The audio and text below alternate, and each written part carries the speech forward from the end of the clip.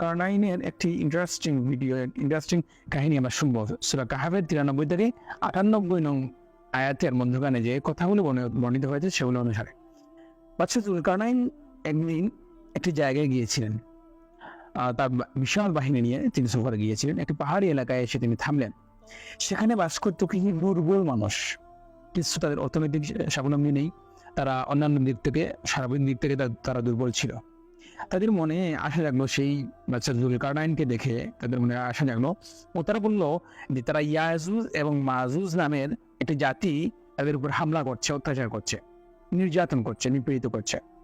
আপনি কি একটি প্রাচীর আমাদেরকে বানিয়ে দিবেন যে প্রাচীরের সাহায্যে ওই ইয়াজুজ এবং মাজুজ নামের সেই দলকে, সেই বাহিনীকে আমরা যাতে পরাজিত করতে পারে, আমাদেরকে যাতে তারা নির্যাতন না করতে পারে, সেজন্য কি আপনি আমাদেরকে এমন একটি প্রাচীর বানিয়ে দিবেন? বাচ্চা